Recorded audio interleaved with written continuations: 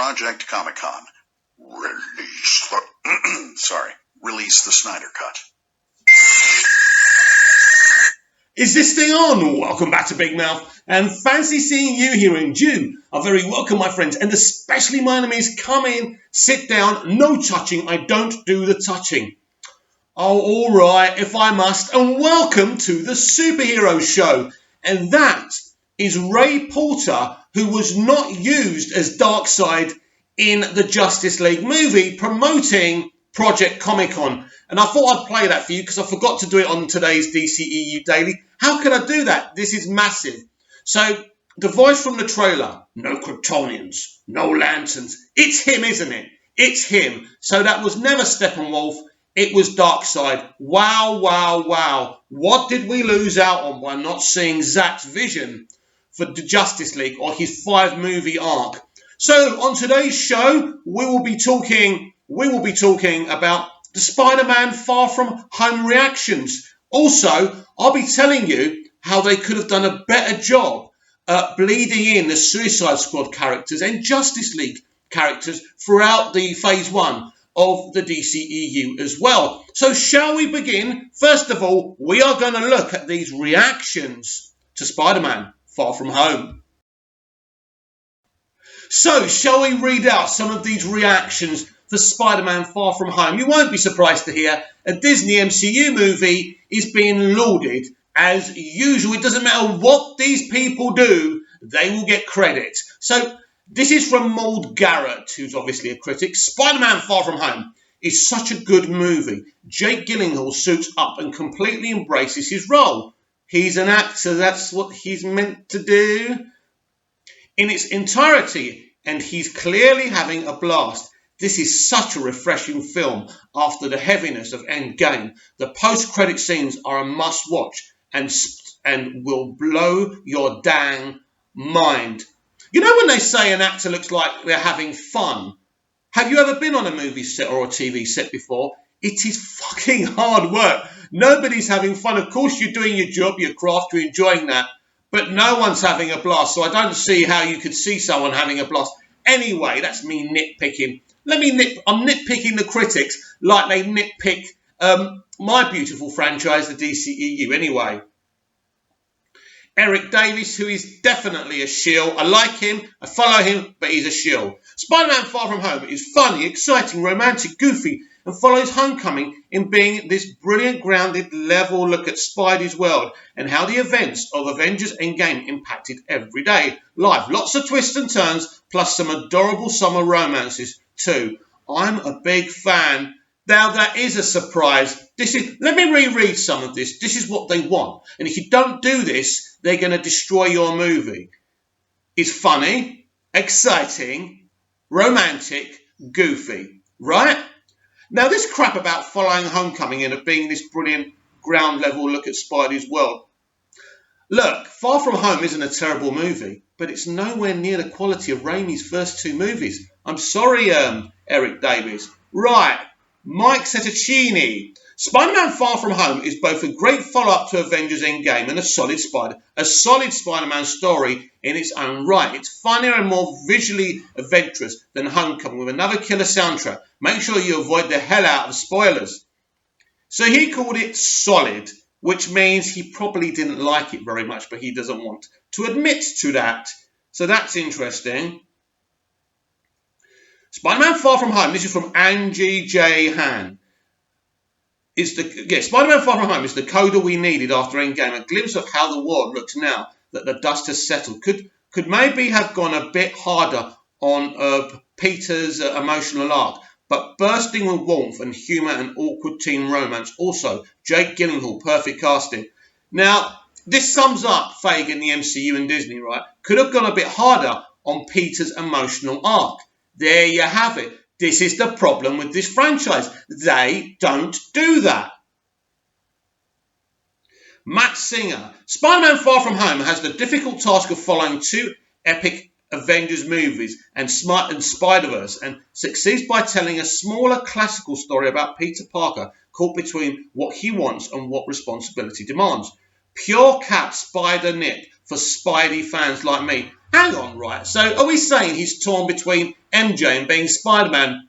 I swear another Spider-Man film did that quite successfully. Spider-Man 2. They can't even be original.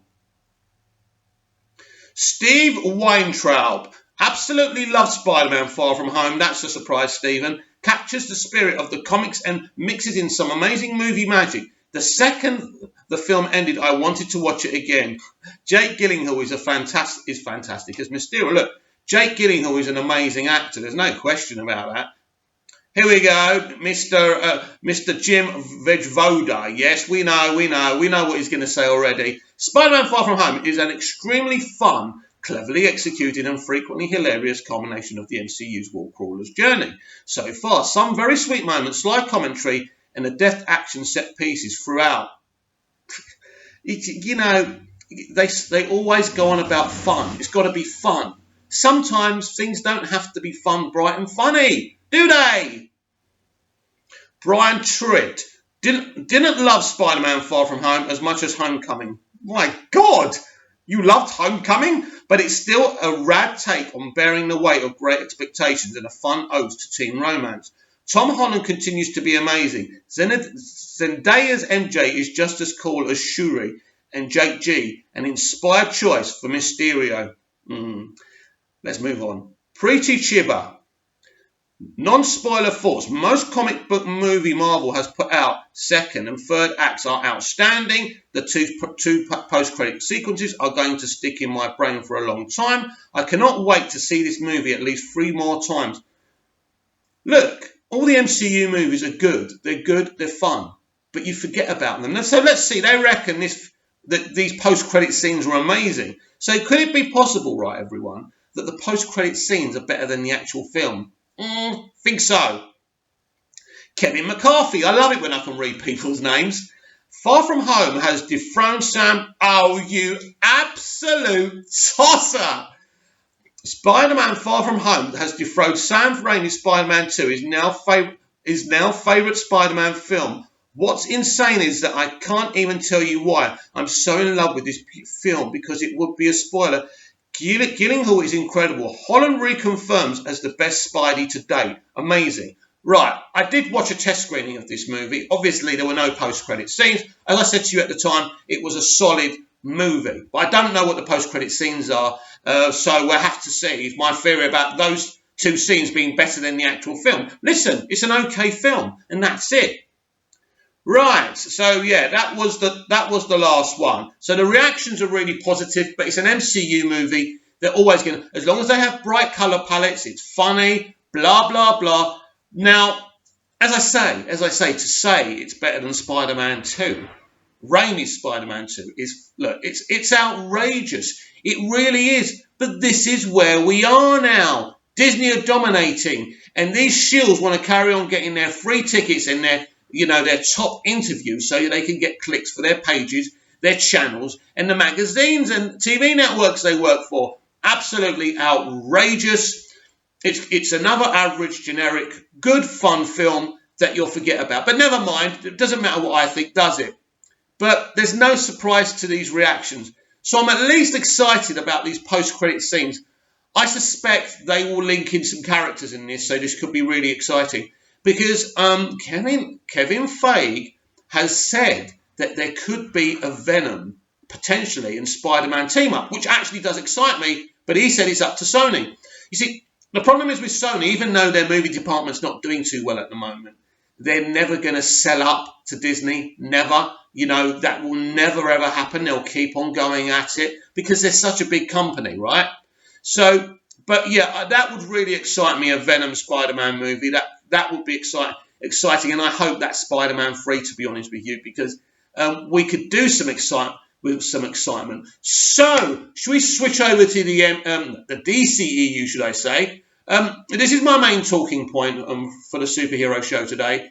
And as much as I love the DCEU and as much as I love Suicide Squad, that bumbling, squeezed-in introduction to every Suicide Squad character by Amanda Waller at the start of the film is the reason why critics called the film a mess. They should have bled all the Justice League characters and the Suicide Squad characters in, they could look after Man of Steel. They should have had a standalone Batman movie. They could have at least introduced Harley and the Joker via that. In fact, they could have introduced all the Suicide Squad characters. But if you think that's too compressed, then what you could do, you could alternate with a Justice League character movie, then a Suicide Squad character movie. Then what you do, instead of rushing Superman's death, right, the Injustice League unite and rise up. And that can be cameoed through all these films in post-credit scenes, right? So then the Suicide Squad and the Justice League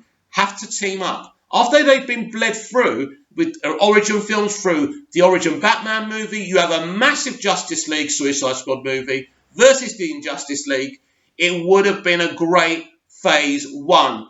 But even if you don't do that, if you bleed the characters in via a Batman origin movie and some standalone movies, alternating them with the Justice League movies, then when you get to Justice League, you can have a lot of fun. Because I do feel that trying to have a Superman kind of rebirth story within a Justice League movie is, of course, problematic. Now, I haven't seen the Snyder Cut because, of course, all that was Zack Snyder's idea. So I can't judge him totally until I've seen the Snyder Cut, right? And there's no way. I've heard a lot of rumours about the Snyder Cut and what's in it. There's people who claim to have seen it. I don't particularly believe them, but they do say a lot of things to me, which I'd rather not repeat because I don't want to be made to look an idiot and kind of giving people false information. But yeah, so this is what I would have done, because I think when you look at Suicide Squad, none of those characters have an origin. You can't just force feed in 5 minutes of dialogue and flashbacks. You can't force feed an introduction to characters that way. It just doesn't work. So they did make a mistake there, and I think the same with the Justice League characters. They should have been bled throughout the universe, both the Suicide Squad and Justice League characters. And now we have that also. And you could even have, and then after that, have a Suicide Squad movie, and then you introduce them into the Justice League, right? It would have been amazing. Imagine the dynamic between Superman and Harley Quinn, Batman and the Joker working together. We could have seen some of their relationship in a Batman standalone movie. Now, as much as I love Batman v Superman, probably Batman v Superman should be a standalone Batman movie to introduce Batfleck properly. That's how I feel about it, and it could have been really interesting. We could have seen how Robin dies or whatever, but it would have been. And I think Zack has proved he's a really unique movie maker. But whether or not he has got the gifts to kind of bleed through a universe, right? I think that's up to debate. And this is not me hating on Zack. This is just my opinion. My opinion is that they could have done something extremely special. The death of Superman, for me, should have been saved for maybe phase 2 or phase 3. But I want to know what you think. Do you think they should have bled through the Justice League and Suicide Squad characters before a Suicide Squad and Justice League movie? Do you think my idea of the Justice League and Suicide Squad teaming up to fight the Injustice League led by Lex Luthor, do you think that would have worked? And what do you think about these reactions about Spider-Man Far From Home? Do you think it's shill media again, or is it as good as they say it is? Now, as I say, I've seen the test screening. It's another Marvel movie. I will say the villain. In fact, the villain is the best villain. It's the best villain, right? Right? He's the best. Mysterio is the best. He's better. He's better than Thanos. I'll say that. Look. It's typical MCU. It didn't stick in my mind, but it was a good emotional tale. And some of the critics actually spoke some truth. They really should have bled out a lot more of Peter's heartache with Tony Stark dying. But that's just my opinion. I'm sure you're all going to see the movie and we can do a proper review. Then we can discuss it properly. Please like, share and subscribe, and I'll see you again in the next video.